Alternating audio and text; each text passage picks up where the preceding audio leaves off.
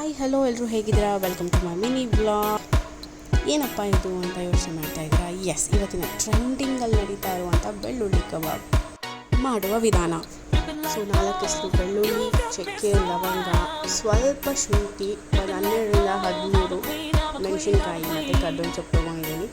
So ಇದೆಲ್ಲ ಒಟ್ಟಿಗೆ ಹಾಕಿ ಮಿಕ್ಸಿಯಲ್ಲಿ ರುಬ್ಕೊಂಡು ಸೊ ಅದು ರುಬ್ಕೊಂಡಾದ್ಮೇಲೆ ತರಿಯಾಗಿ ರುಬ್ಕೋಬೇಕು, ಫುಲ್ ಪೇಸ್ಟ್ ಮಾಡ್ಕೋಬಾರ್ದು.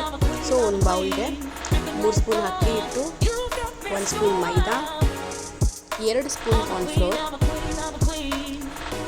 1 ಸ್ಪೂನ್ ಕಡಲೆ ಹಿಟ್ಟು, ಸ್ವಲ್ಪ ಅರಿಶಿನ,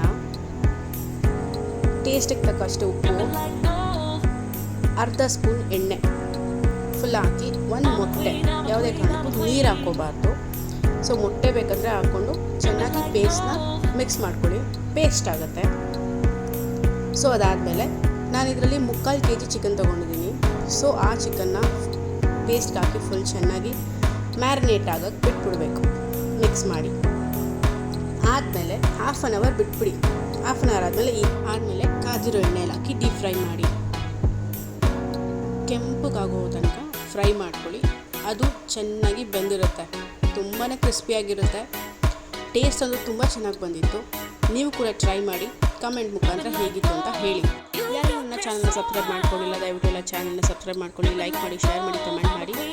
ಮತ್ತೆ ಮುಂದಿನ ಬ್ಲಾಗಲ್ಲಿ ಸಿಗ್ತೀನಿ. ಅಲ್ಲಿವರೆಗೂ take care, tata, bye, love you.